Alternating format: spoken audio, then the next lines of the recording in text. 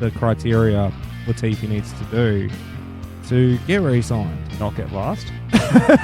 Oh, Spa's back, and lights out, and away we go. And Lewis Hamilton is halfway to space. Personally, go IndyCar over Williams. Yeah, space. Grosjean Zhu? Guan Yu Zhou. Guan Yu Zhou. No, Zhou Zhou Guan Guan Yu. Yu. I said that the first time. George was already sitting in that seat. Look, I don't agree with it, but you've asked a question. I'm trying to find a way to justify And I'm just it. trying to absolutely tear your answer apart. G'day and welcome to Formula Bums. My name is Jacko, and with me, as always, is Andy. How you doing, man? I'm tired. It's because you don't get sleep. No, I don't. It's because you stay up and watch races where not much happens, and I stay up and watch some intro cinematics and fall asleep every Sunday.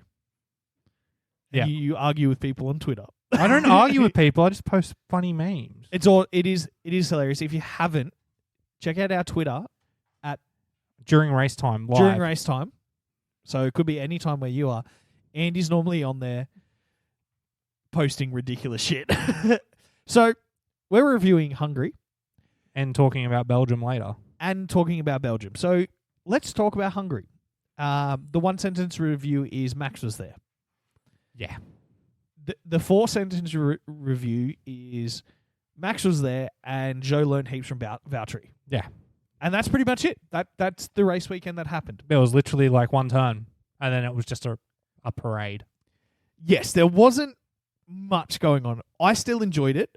I didn't. Maybe I I questioned my sanity at 1:45 in the morning. Like, why did I watch that? but that's also just like normal time for questioning sanity. I'm not going to attribute all of that to the race. Because I am. It's all Max's fault. He yeets it into turn one, gets ahead of Hamilton, and his race over. What's the point? They might as well have just red flagged it after that. It's like, yeah, Max wins. Well, you know what? Yeah. Look, and fastest lap. Yeah. It was Max was there, man. Max was there. There's still a couple of things to talk about. So let's start at the beginning. Practices, not much happened. Qualifying, pretty standard. I wouldn't say qualifying was standard. I'd say it was quite the opposite because we didn't talk about this. There's a new qualifying format. Q1, you have to use the hard tyres. Q2, you have to use mediums. And then if you make it to Q3, then you can use the softs. I didn't know that. I didn't even notice. They were talking about it the whole session. The whole session. Nothing. I was just watching it being like, yep, okay, yep, no, those five, yeah, they're normally slow. Just gone. So to you, George Russell is normally slow. Yes. Yeah. To me, George Russell's not in the sport, first of all. That's fair. Second of all, look, okay, he was the only standout from qualifying, though. Everyone was like, oh, well, what's going on there with the Mercedes? Well, it's because the Mercedes, not that good. No, the reason George should have been in the top four, let's be real. But what happened was they just fucked up right at the end. They sent him out at the wrong time. There was too many dickheads in front of him.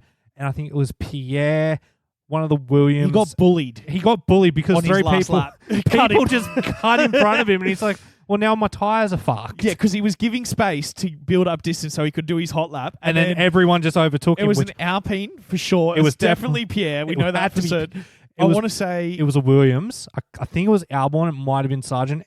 And maybe Joe as well. There was two or three. There was three cars that cut in front of him. Where he was clearly just trying to build a gap. And he's just in the car. And like, hand comes off the steering wheel like, what the fuck's everyone done? And then the radio button comes on. And he's just in... I don't think I can impersonate a sadder, more whingy voice. So you're just going to have to bear with mine. He said not very nice things and he was very unhappy. Which made me laugh. Oh, yeah. Yeah. But, qualifying. Now that they've got new rules, I'm excited. Yeah, and the whole question the whole time was, is this entertaining? Does this make qualifying better? I'd say yes. I would say yes. And the whole reason they did it is because they're trying to cut down on tyres that are getting used. So instead of 13 sets this weekend, they had 11 sets. And Lewis's retort was, well, you bring intermediates and wets to every race and we don't need them. Yes, but you also don't just do one lap on all of them and then throw those ones in the bin every week. Exactly. So I think...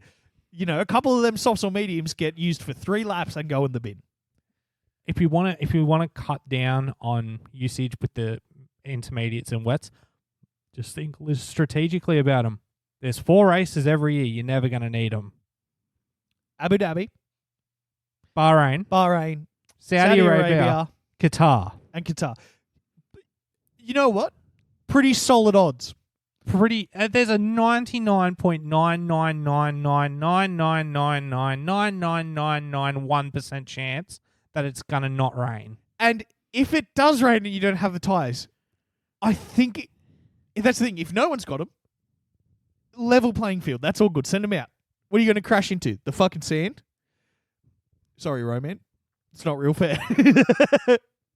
Is that what you're laughing at? No, I just imagine Anakin there just being like, I hate this. Yeah, I hate this. But, that's a very good point. Okay, we can easily cut down on tyres. Stop taking the wet weather ones to the fucking desert. And also, there's those wet weather tyres never get used, yeah? I can't remember the last time we actually saw wet racing. Exactly. So just have... And if they're rebuilding the tyres every week, that's a waste. So why don't you just... All right, these are the sets of tyres, and we don't replace them or even give them to teams until they need them. Yeah, you have to have burned through an X amount of your tyre before you're allowed a new one. No, it's got to start raining on the circuit. You're like, all right, now you can have an intermediate. Oh, for the inters. Yeah, no, that's brilliant. Yeah, and then you just replace it with another set of intermediates for every team or something. It's just something stupid like that. It'd also mean that they have to slow that. They can red flag the race real quick, bring everyone in, make sure it's safe, get the tyres strapped on. All right, go out there. Yeah. And you don't get another set. I'm cool with that. I think they're all brilliant ideas. Yeah. So, Formula Bums round overtake is new qualifying is better. I liked it, yeah. And I don't think Crafty, Brindle, the main ones definitely didn't enjoy it, but everyone in the pit's like, no, it's pretty good, except for Ted. Well, it's because they just took something away from Ted to talk about. I think it was Ant. I think Ant was the one who was like, no, I'm really enjoying this. It's shaking the grid up quite considerably, which it did. And also the other major talking point from qualifying, there was one AlphaTauri in 17th and another in 13th, and the right one was in 13th. Oh, yeah. Danny got to 13th. So I think you can admit that I admit is we've been very, very confident about how this man would return. Little bit of anxiety that he's watching him this weekend. Yeah, just a little bit. Yeah. Especially when turn one happened. Well, yes. So the whole story of this race can be described in about a 12 and a half second segment. Yeah, literally. Where coming into turn one. No. So lights go out. Yes. Lewis gets a semi-decent start. Max gets the start that you want. Yep. Both the Alfa Romeos have poor starts. Zhou has a failure that happens, which causes him to go into anti-stall. He goes right to the back of the grid, and then he goes, I know how to fix this. I'm at Hungary. My teammate taught me well. Yeah. And he goes and hits Danny up the arse. Danny then hits Ocon up the arse, who then hits Pierre up the arse. And takes the side of his car off. And the two Alpines retire within the one lap. How many? Okay. It's crazy when you have a double DNF, unless you're Haas. Yeah. Okay, but it was how many times this year that this has is the happened? second time that they've double DNF because they've done it to themselves. And this is the third time overall a double DNF. Yeah, because they did one last week too. Yes, last week as well, neither of them finished, but that was for different reasons. This is the second time one of the drivers has taken the other one out. I was very quick at the start of the year in Australia to be like, this is all Ocon's fault. You were like, well, fair's fair, man. There was not much anyone This was all Zhou's fault. This one was all Zhou's fault. The only negative to take away from it was it took Pierre out. And even then, I'd happily sacrifice Pierre for Danny every day of the week. And I'm a very big Pierre fan. I know. So, running order after that is Max is out in first, by like 2 seconds. Yep. Lewis has been jumped by both McLarens. Both McLarens. In fact, Oscar jumping Lando as well. Yeah. He ends up second for a decent amount of the race. Time. Lando third, Lewis fourth, being a sook. Yeah, Lewis all weekend was just like, there's something wrong with my car. There's something wrong with my car. He wasn't happy. George clearly as well, but mainly Lewis. Lewis was really adamant something was going on with his car. I don't want to say it was the Aston. Like, maybe it was Fernando next at this point. Because Fernando was in the top 5 for a bit. He ended up dropping. Most of my memory from his race is watching him from like 6th to 8th. Yeah, so did you know Oscar somehow got damage in this race too? No, I had no clue. But that would explain why. Because I just chalked him up to dropping back a little bit by being like, well, it's your first time at the front, bro. It's No. going to happen. No, apparently, because at the end of the race, he's like, yeah, he tweeted out, I was like, yeah, disappointing, damaged car, got home though, but In 5th as well. Like, in fit, like good points. good qualifying, good points. Obviously, Lando got second and jumped him in the pits, and he wasn't too impressed about that. Understandably, I wasn't too impressed with that. Well, it made sense that Lando had to pit first though, Oh, it did. Like, and it just the McLaren- undercut is just so strong at Hungary. McLaren made all the right choices this weekend. I've got very little negative to say about McLaren. Yes, Lando did have to pit first. It was just how it was going to go. With Lewis coming in when he did, it was like you have to pit, Someone has to. and it had to had to be be Norris Lando. because Norris was at threat to Lewis for the undercut. Yep. I was stoked on McLaren this weekend, and I'm a hardcore Lando disliker. You are a Hardcore Lando disliker. I tell you what, though, this is a tentative olive branch. Lando, I know we talk all the time. You don't even know I exist. I think you've matured quite a bit. I'm starting to like him more than I did 2.5 years ago. Well, that's good. Do I think Oscar's a better driver in every single way? Yeah, obviously. Fucking look at him go. Oscar all the way. Oscar's the best, except for Daniel. Oscar is right there. Ferrari, though. Oh, You mate. had a field day with Ferrari on Twitter, Fuck first it. of all. Oh man, Yes, it wasn't. It wasn't so much I had a field day. It was just so easy. It was just so easy. Like they were running at one point, and the commentators like, "Are they gonna pit? They should probably pit," and they just pitted late. And then there was at one point where Charles comes on the radio. I was like, I just don't understand what this strategy is anymore. Which, fair enough, Charles. I don't either. They then call Charles in, and he's had to stomp on the brakes. Yes, And he's lit up both front brakes. Has a 9.5 second stop, and then gets pinged for fucking speeding. Yeah. It's like, man just couldn't catch a break. And it's what I feel so bad about Charles is like, this is year 3 of us doing the same like exasperated reactions to be like, oh my God, how much more can this man take? Because again, it was another weekend where like, okay, Ferrari, you were never going to win, but like a podium and a 4th, That's pretty good. that's where you could be. And it also showed right at the end. So, like, right at the end of the race, once the 5-second penalty was confirmed, Carlos sort of is told to drop back without being told to drop back. He gives him the 5-second gap. And then Carlos does his best his best Lance Stroll impersonation and just lets George by. And George just gets the gap to where he wants it to be. Doesn't need to pass him. And yeah, he finishes before George, but George gets the point because he got a fucking 5-second penalty. Yeah. Yeah. It's just... And it's- Charles is good. Like, we all like Charles, right? Are there a group of fans out there who actually think Charles is like... I thought he'd win the fucking championship. Yes. But, and here's the thing, though. Should have, too. That's the crazy part about it. Like, it was always going to be Red Bulls to lose. But the only reason for Ferrari being the way it is internal Ferrari stuff. Like, the money's never going to dry up. No. It's just who you put in those seats who are allowed to make decisions. For some reason, They're not good. they're not effective. And like, you know, you can be a decision maker and be well liked. Like McLaren's normally pretty celebrated for their strategy. Everyone's happy with McLaren. You can be like Red Bull or Mercedes, which has the best strategy, and that's why people don't like them, because they are already ahead of you. Or you can be an absolute mad genius like Fernando Alonso, who's a part-time driver, full-time strategist in cockpit, who knows so much and has a brain that's just better than ours, where he can go, yeah, I'm driving 300 k's an hour. That was a good pass by Lance, yeah, though. on the screen. Or like, hey, flick, change the brake bias, which caused his teammate to crash. But you know what I mean? If he was in Ferrari, and you know He what? was. That's what, I've just proved my own point wrong. Not even he could do this in Ferrari, man. Like, not even he could out-strategize the Ferrari. It's just... It's art. And like, I'm finally starting to get it now. Like, because you look at it and you're like, there is no logical explanation. It is now a form of performance art. Like, I get Ferrari now. I'm finally... It's broken a chromosome off. Clean off in my brain somewhere, bro. But like, don't you see it? I know. I've seen it for a while. I was just waiting for you to finally get it. Andy hasn't locked eyes with me since I've started this rant, but I can tell he's very proud.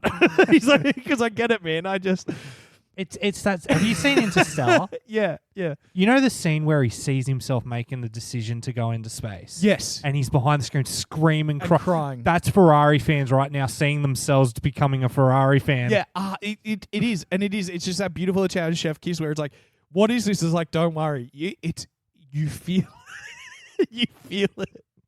I fucking hate Ferrari, bro. I can't do this shit anymore. Do you reckon Dave's a Mercedes fan again, or is he still a Tifosi? I don't think Dave watches sport anymore. I think Dave's just gone. And Reese is probably just loving it because he's got all these fucking graphs out measuring everything they're doing. You know what Reese is like. So that's Ferrari. They were there. They were there. The radio at the end, actually. I listened to, you know how for F1 puts out everyone's team radio over the line? Charles has summed it up. It was like, they gave him the position, and he's just like, but George was in front of me. George was behind me. He's like, yeah, but you weren't fast enough. Here's the positions. He's like, but George is behind me. Yeah. Charles, you know how time works, yes. Oh, I feel for them. Let's talk about the Aston Martins. A weaker weekend, but it's not the first one we've seen from them. But we expected it to be a better weekend for him. We both did, and we expected it to be slightly worse for McLaren. Yeah, and it just turned to be that McLaren's a fucking rocket ship, and there's something wrong with the Aston. Well, it turns out that the track-specific upgrades McLaren bought were specifically for every track. Yeah, it turns out. And the track-specific upgrades that Aston bought were actually for specific tracks, is what I think they've gone. Well, I mean, if you think about it, it was a nothing race for Alonso. Like, I think the most he did was he got let by Lance at one point. And that was it. Yeah, hovering. He just hovered. He hovered in the top, and then he just started slowly dropping back. There was some lifting and coasting he had to do, so I think he had to manage his race a bit better than he wanted to. The track just didn't suit it. It really did, and it was also quite hot, because even McLaren brought that out. They were like, oh, mate, we were devastated with how hot it is. We thought we could have gotten a lot more out of this if we dropped 5 or 6 degrees off.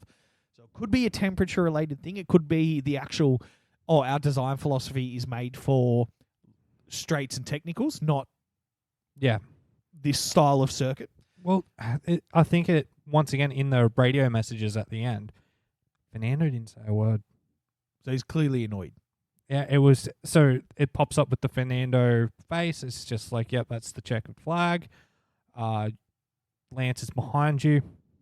Silence. Yeah. And that speaks more when it's Alonso than it does with any other driver. Yeah, no, I would 100% say, because that is like, he knows whatever he's about to say isn't broadcastable. Yeah. And also, I think it's why he's done such a good heel flip in the sport is he doesn't say much anymore from what he used to. But when he does say something, it's worth listening to. It's always worth listening to. Lance, again, if Fernando's not doing well, Lance is a worse driver in every way than Fernando. So if Fernando's struggling a little bit, you can put Lance a couple places down. Well, Lance started on the softs compared to Fernando starting on the mediums as well. So Lance had a bit more grip at the start. He was cutting through the pack a little bit. Not to the level George was, for fuck's sake. Yeah. But he cut through the grid, got up to a decent position. He was like the third person to stop. And then that's kind of where the advantages stopped. Yeah, it just didn't work. You got past your midfield competitors, which he should be. And it was also because he didn't qualify super well. Yeah, but he never does. He never does. But that's the thing. It's like, yeah, it's cool you're driving past cars and doing the passes. I like that. But in reality, it's like, why are you starting behind them in the first place? Like, no, I agree. It's one of those things. But it's one of those things where Lance is just a bad driver in every respect. And the sooner his dad realizes that and sacks him, the better it will be for Aston. It will be. Let's talk about one of our favourites, Albon.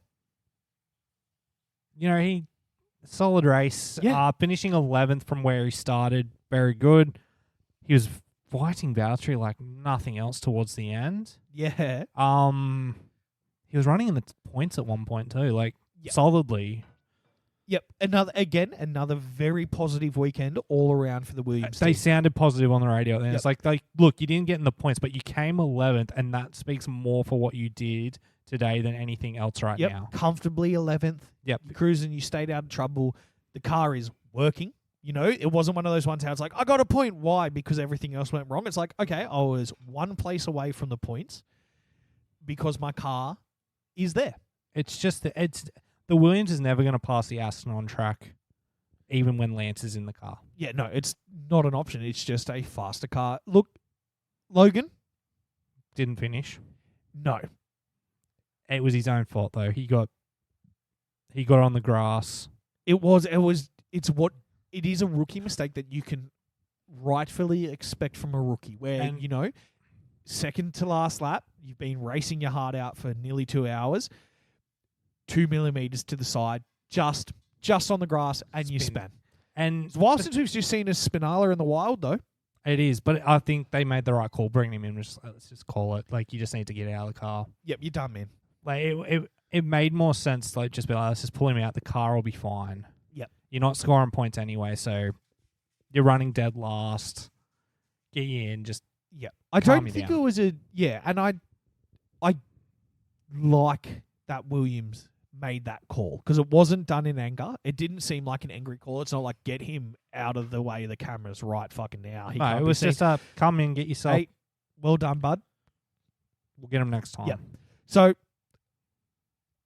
I think Williams is in the best spot they've been in the last 4 or 5 years. Yes and no. I'm really skeptical on Logan staying in the sport. You know, I think he needs to Yeah. go and be a test driver for a year.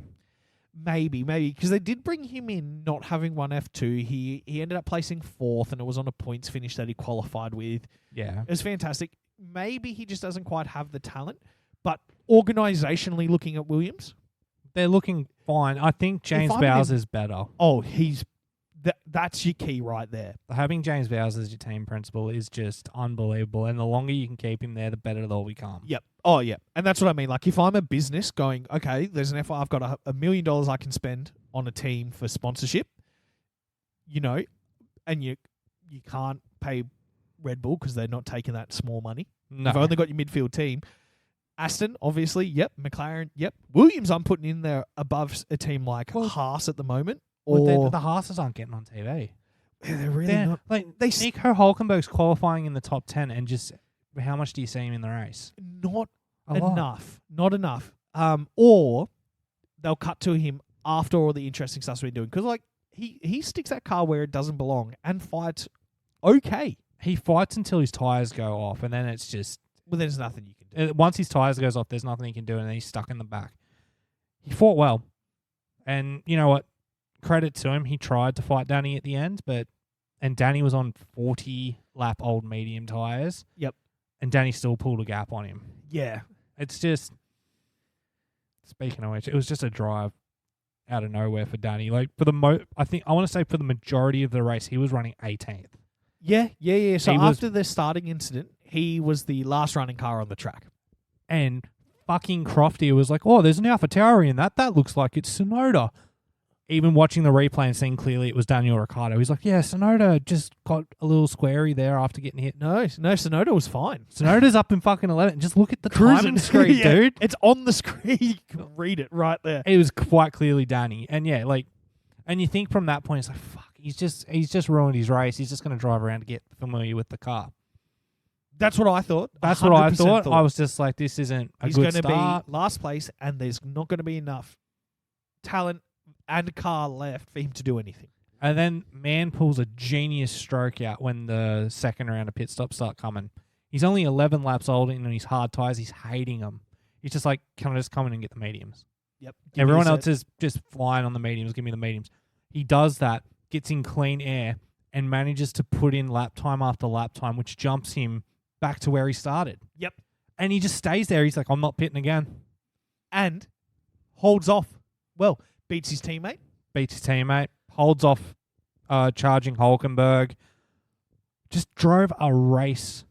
And he It was got a out. honey badger race. It was. And It was he a looked, honey badger race. he looked like himself at the end. Like, yeah, he didn't finish in the points. that car's probably not going to finish in the points every race. But he looked happy. Got dealt a really bad hand, and still put together results. Now, if the incident didn't happen and he still finishes 13th ahead of his teammate, we'd still rate that as very successful return. Especially in that AlphaTauri. And the fact that you did that with getting smoked by 2 French dudes and Joe, and still getting that result, this is what we're talking about when we're like, this man needs a seat. This is what all the team principals are saying when it's like, oh, he needs a seat. He needs a seat because, like, look at what this man's capable of. Are we going to see him win a world championship? Probably not. But he's going to be a great number 2 driver for Max. And just having that personality back in the sport. The radio messages are hilarious. The clips are the funniest bits you get. Like, the best press conferences in the world have Daniel Ricciardo in it, asking the teenagers if they have pubes. Yeah, it's funny. Speaking of which, did you hear who his radio engineer was? No. It was Pierre Hamlin. Really? Pierre's old... The guy that's, what did you just do? Yeah, that guy. Oh, that's so good. And it didn't sound like it was a good rapport, but it did sound like they were learning together. Good. So I like that. And Pierre Hamlin deserves a good driver in his car. Oh, yeah, because he's so excited when he gets on the mic. Yeah, he's great. Yeah, he's fantastic. Oh, big fans of AlphaTauri anyway. I've loved him since they did the swap. Yeah. I know you're a big Toro Rosso boy. I like the Toro Rosso. Yep. But for me, I was always I never really got it. When they did the switch to the matte white and navy, I'm like, okay, I'm behind this. So now Danny's there. You know what's happening next year? The AlphaTauri's gone and they're rebranding it again. Yes. And it's being rebranded as Red Bull 2. Yeah, because, and that's to do with the fact that the AlphaTauri clothing line wants to distance themselves or something. It's to do with the fashion side where it's like, oh, the association is that this is an F1 brand and this is our merch, not, oh, we're a clothing company that owns an F1 team. Yeah, no. Well, isn't the clothing company owned by Red Bull anyway? Yeah. Yeah, it's all subsidiaries on subsidiaries. But you know, stupid. But you know how it goes in business. It's the same thing that all cars are owned by like the same 4 manufacturing groups. Yeah. But they all have such a unique, different identity. Even though it's like, oh, you buy this one, this one, this one, this one, or this one. It all goes back to Daimler. But people buy into that lower level. So I get why they want to do the merger. As long as they keep the color scheme, man. I don't care what it's called. I think it's going to be... I think the plan is to make it Red Bull 2. But they're going to be sharing everything they possibly can because developing their own shit clearly isn't working. No, and they've got some pretty good facilities too, because Franz a year or 2 back after the rebrand did a massive facility tour. And it was very, very cool. So they've got all the gear. They just don't know how to use it. Clearly. We've spoken a bit about Haas.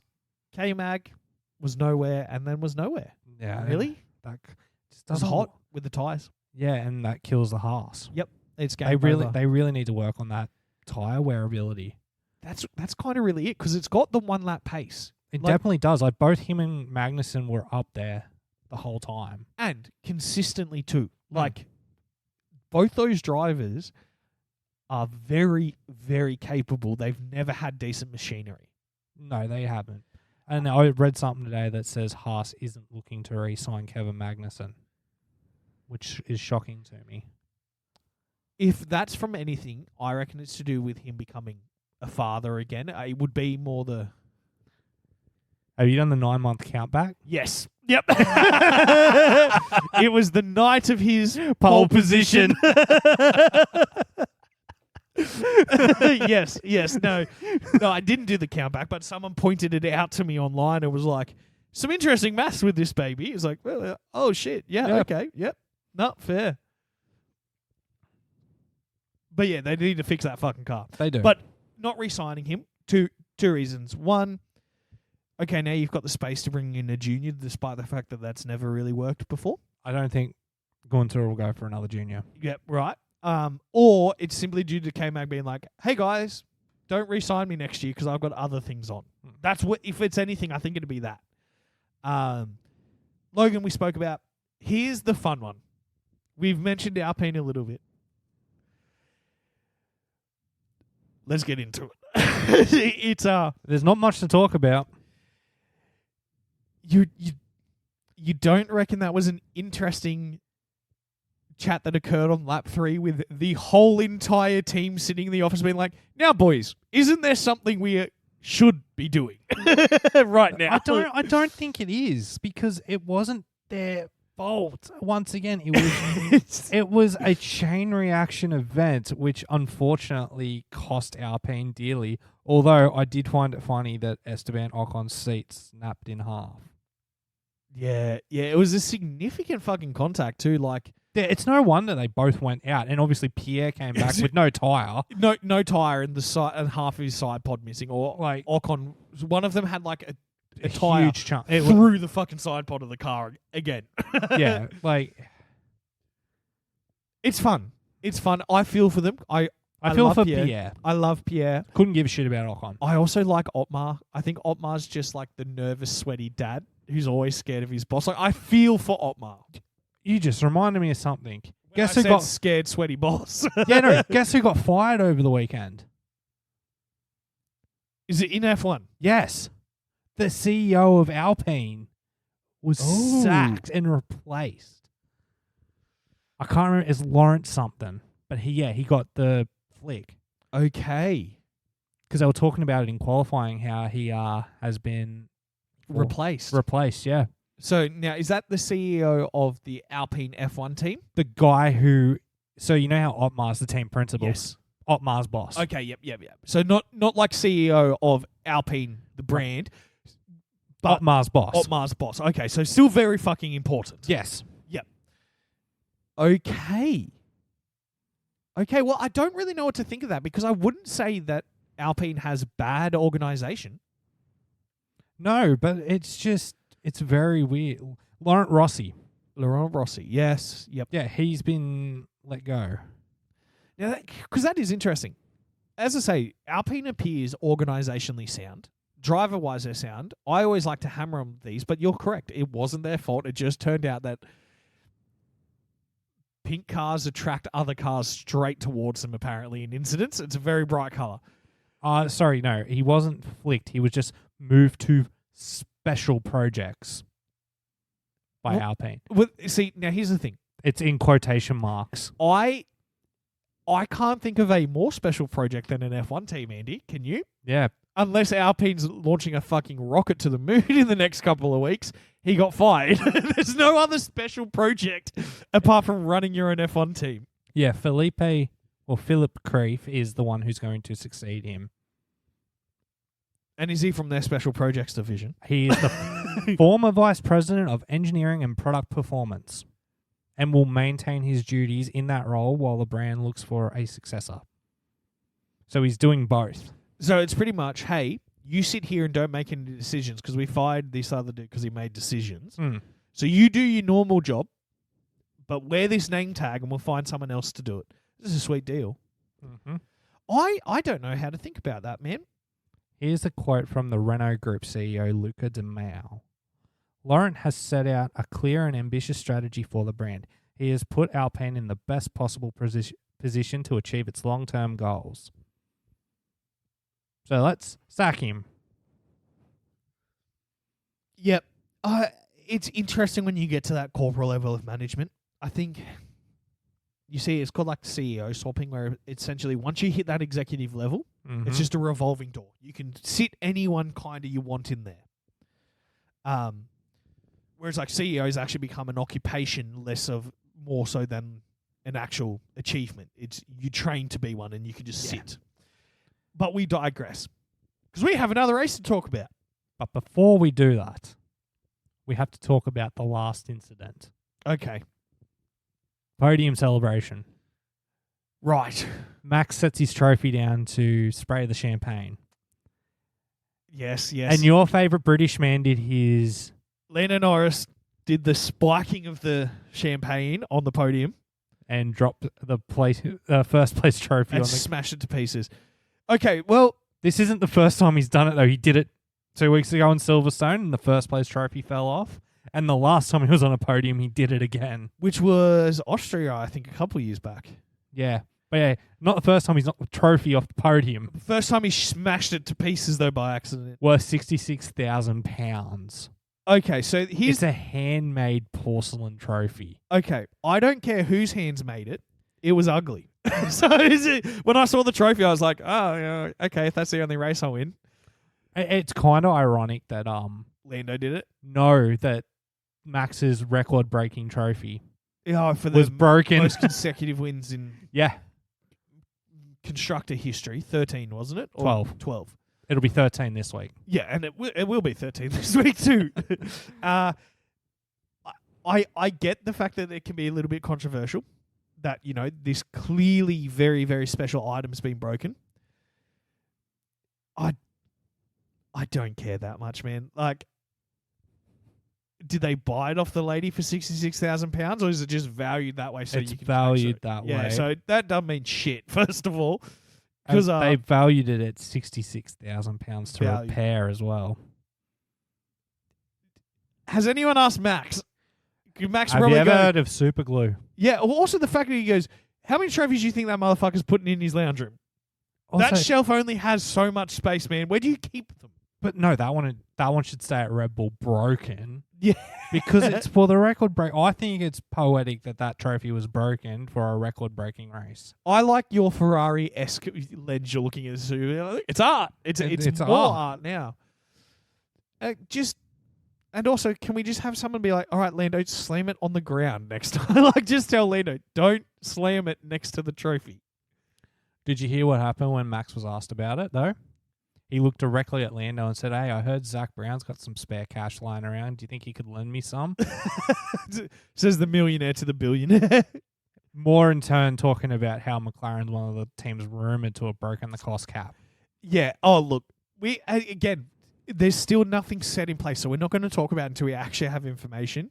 Yeah, They- it wasn't until Singapore last year that we got, like, concrete rumours. Yeah. Right now, it's just team principals like, you cheated. I didn't Well, cheat. it's that time of the year. It's coming up to mid-season break. Exactly. You got to You're call gonna someone need- to cheat. And I'm just throwing it out there because it's happened once before. I think Ferrari's going to win a few races after the mid-season break. You think? I think they're going to win a couple. I also think they're going to be stripped of those points, but they weren't cheating. Make of that what you will. Fair enough. It's still one of the best ones ever. So you were found to have an illegal sensor in your engine. Yes. You were found to have put it there on purpose. Yes. So you were cheating. Well, No. officially, no. Okay. Can you make that make sense? No. And then the sport moved on. Classic. Okay. Classic Ferrari. So the big question for Spa then is, if Lando gets on the podium, does the trophy make it? Yeah, I'm pretty sure Spa's one's a proper trophy. So, yeah, What's the Australian one? it's the disc. Oh, that's pretty cool. And I'm pretty sure the Spa one's a wood carving of the track. The track. Yep. Similar to how Monaco's the carving of the track, but Yep. it's not wood. And so is Imola, because I remember they did it and they Yeah. had a special bit where Ayrton passed away on it, a little gem. Yeah. They did that in the last couple of years as well. I like the wood cutout ones. It's interesting what they use, though, because, you know. It's a native tree, isn't it, that they use for those wood ones? Yes, yeah. It's all very, very special and artsy when it comes to all of them. The Australian one should just be like a Bunnings fucking apron. No, it should just be a long neck of VB. Also that. Because it's in Victoria. Yeah.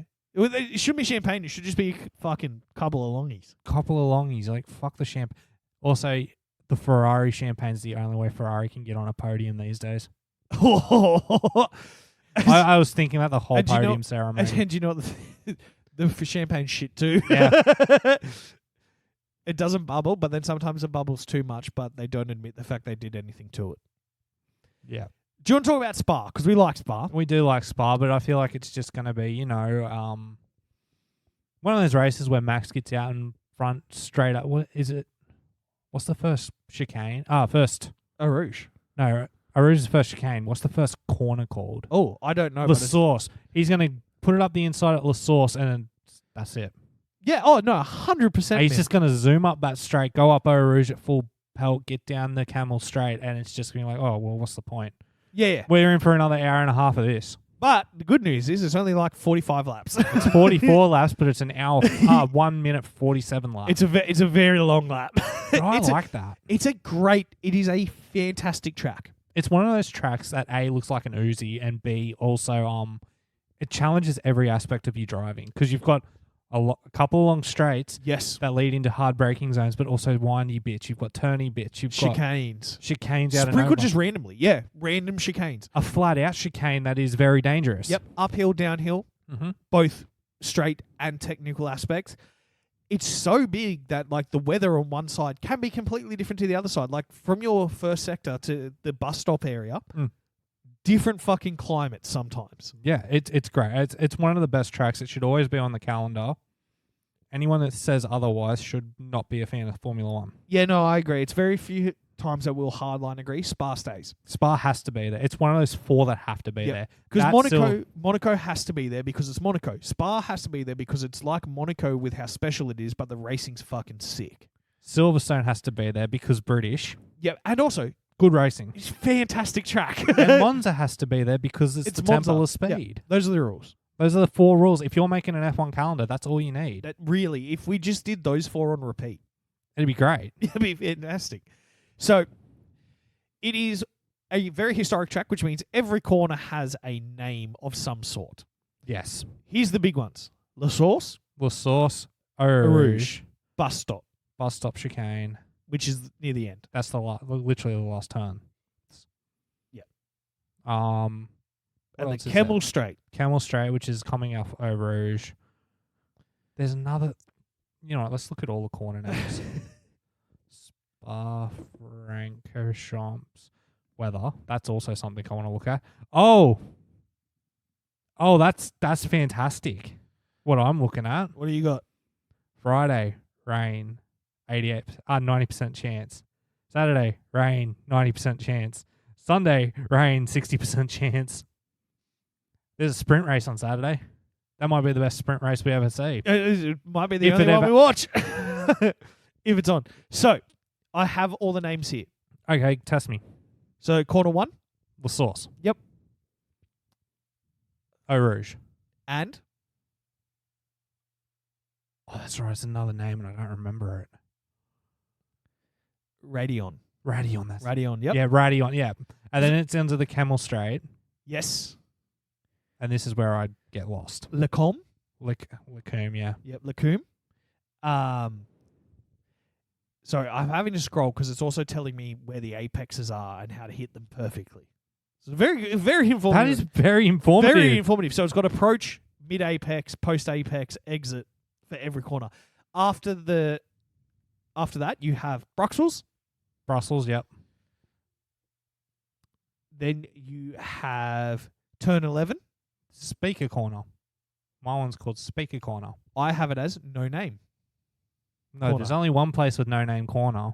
Which is that one? Because we did a quiz on that. Zandvoort. Zandvoort has literally no name. So, yeah, it's weirdly enough the only one that's not named officially. Double gosh. Then you have Pouon, Where's Pouon? which is double gauche. Yeah, double gosh is Pouon. Pouon sounds heaps better. Pouon's funnier. Yeah, that's what I said. Then you have Fagnus, Le Fagnus. Lefagnus, which That makes is it even we are not pronouncing that correctly. I know that for a fact. Lefagnus. No, that's staying. That's fucking gold. Campus. Campus, which is Stavilo. Well, Stavelo's next. Yeah, campus into Stavilo. Then you have Corbeau Paul Ferrari. yeah, and then Blanchimont. Blanchimont, and then into the bus stop chicane. Then into the bus stop chicane, which was named because there used to be a bus stop there. Which is just funny. But yeah, that's the map. It's unreal. I can't wait, especially if it's a little bit wet. See, I'm sort of against wet racing now at Spa after what's happened. Yes, no, There's been a few incidents, and we've had 2 deaths in We the last have. 3 or 4 years. we have, but not all in the wet weather as well. Some are yes. Yeah, we've had there was Antoine. We watched that That was together. tragic. Then You there had was the the W Series massive pile where up Abby Eaton shattered her the back. And then earlier this year, they should not have been racing in that race.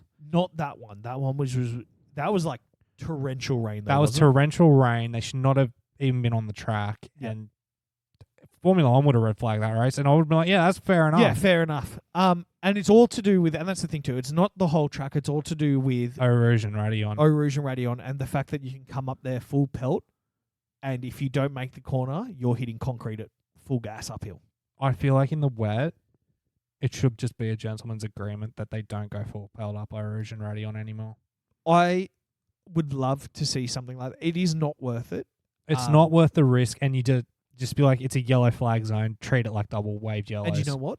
Maybe that's the thing. If it's raining, that section there just becomes... It's just too dangerous. And there's been so many crashes there. Like, I think back to the 98 race when it was pelting down rain, and Michael and David had that massive crash where David ends up with no fucking tires on his car. You know what I mean? Yeah. It was a massive...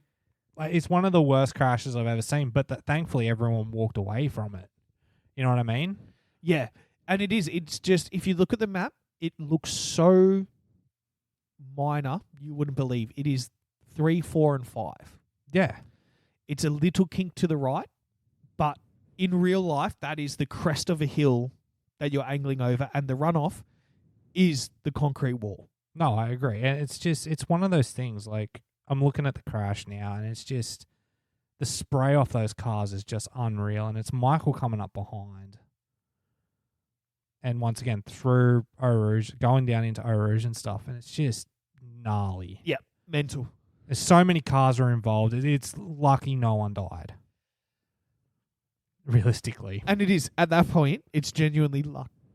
Knowing the danger that corner has in those, particularly those conditions, but at any time. Like, it's a dangerous corner at any time. No, I agree. So what do you think is going to happen this weekend? Because I got one more thing before we wrap up. Okay, so apart from the obvious of Max sitting there, I don't know what's going to happen. I think it's going to be a very interesting interplay between Mercedes, Ferrari, Aston, and McLaren this weekend. I think all of them have a car that's going to be brilliant on certain parts of the track, or McLaren, who's probably got a car that's going to be decent on all bits. So that aspect there is going to be fascinating. Yep. Genuine, like that 1.5, really, really good. I think Checo will probably qualify poorly as well. He'll have to do a fight through again. What a shock. Yep. As for the lower end, Danny beats Tsunoda again, please. I genuinely think this weekend that Danny can pull points. I know that's big. That's a big ask second week back.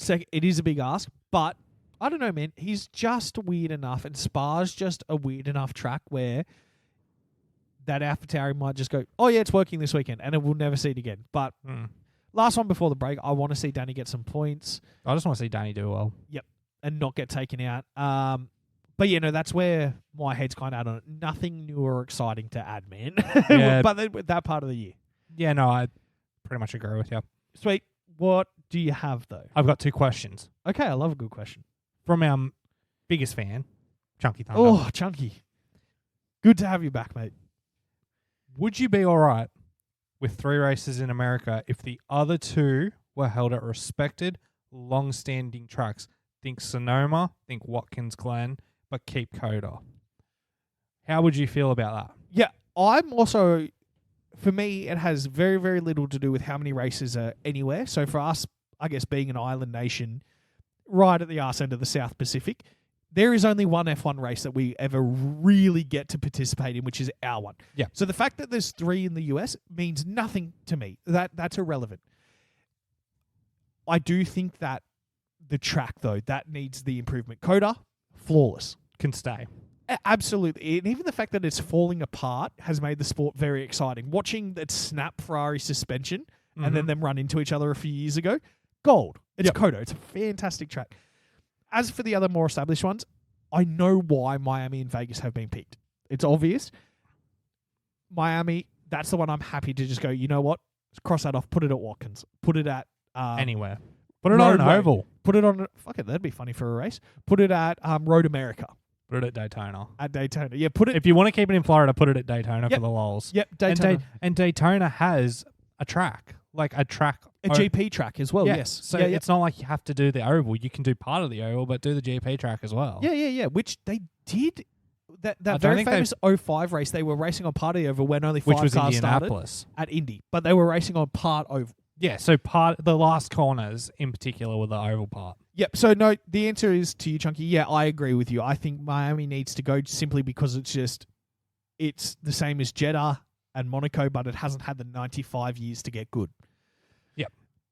Second question is a bit off topic for Formula One, but it is motorsport related. Okay. We're both V8 supercar fans. Very much so. We both like Shane Van Gisbergen. Yes. Shane Van Gisbergen wins in NASCAR in his very first race and has already got his next race planned with Trackhouse. It is all but confirmed he's probably leaving V8s for NASCAR next year. Chunky was asking, how do you feel about that? He only mainly watches Bathurst, but he wants to know, do you think V8 fans and NASCAR fans could cross over in any way, shape, or form? Yeah. Yeah. Yeah. It's bogan racing. It's both, and that's exactly what I was going to say. It hits the BDM perfectly. That bogan domestic market. Yep. Where, it's got nothing to do with the style. Like, these are not. You don't see high fashion at these races. No. F1 constantly. It's all about the image. It's all about the look. It's all about the celebrities. It's about how many beers you can punch at NASCAR and V8s. Bro, it's one of the best interviews from Bathurst of all time where there's this shirtless dude with dreads and he's got sunnies on with one lens. And they ask him about the race and his genuine response is, what race? Like he has no clue where he is. Is there a crossover? Absolutely. Do I think getting some of our talents to move across is a good thing? Hell yeah. First of all, Shane's a Kiwi. So the second he's out of our sport, fucking good riddance. No, fuck you. Shane's great. I like Shane. I'm a massive, massive Shane Van Gisbergen fan. And I know he's really outspoken about how much he hates the new cars. Which is fine, but he's also doing the right thing by going, I hate it so much, I'm going to leave. Yeah. Which I is agree. great, because this Gen 3 that they brought into supercars has been a lot of fun to watch. And he just doesn't like it. He doesn't like it. It's not for him. He's also accomplished everything. Yes, I think it's going to be good for the sport. It's going to be different. Very, very different. So we don't have any oval racing in Australia except for dirt-based speedways, which use specialised dune buggies and specialised motorcycles. It's a lot of fun. It's fucking awesome to watch. But it's not an international event. No. Or it's not a nationalised, systemised sport. It's very hard to watch. It is. It's not on telly. So bringing Aussies and Kiwis over, Anzacs over to have a look at oval racing is going to be an adjustment period. You'll get some who come across and go, racing's racing, I love it. You get some who goes, this the classic NASCAR response, oh, fuck this. You got to turn right. Yeah, What are you turning right for? Yeah. Does your steering wheel even go that way? So there's that. So I think you'll lose some. It will make me watch it more. 100% it will make me watch it more. I like watching a good NASCAR race of a Monday if I'm bored.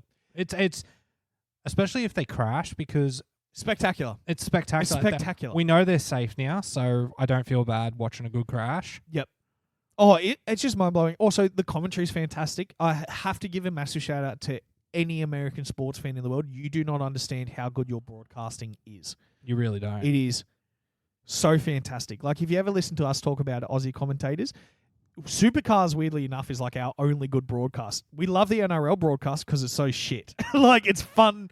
What do you mean? Block is great. Block is fantastic, even though we got caught farting on microphone the other day. Still the greatest thing I've ever heard. Yeah, and loudly enough that the mic picked it up. Like, that's the thing, man. Yeah, like, Perfect poot.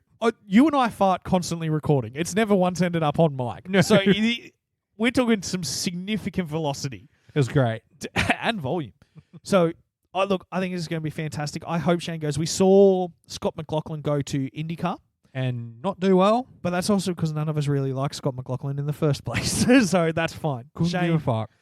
Shane's fucking stay there. Don't come back. Yep. Shane's fantastic. They were talking about a wild card with him and Shane in the car. I was like, no, never. Please don't. No, the only wild card I want to see between two of them is fucking 12 rounds. Exactly. In a boxing ring. Because Shane will paste his ass. It'd be great. So, that answers my question. The thing I have for you, Chunky, is you watch Bathurst, which is fantastic, but like and we don't even know where in the States you are. We know that Washington State. Oh, Washington State. So yeah, that's top left. Yes. Top left. Fantastic. It's near my NFL team because I'm a Seahawks fan. Yeah, Seahawks. I don't know if he's near Seattle. If you are, aces. Start going to But Seahawks yeah, games for me. What Aussie sports cross over to your world? Well, he thought Appy Coruscant was a NBA player. He sounds like an NBA player though, doesn't it? He literally does. Yep.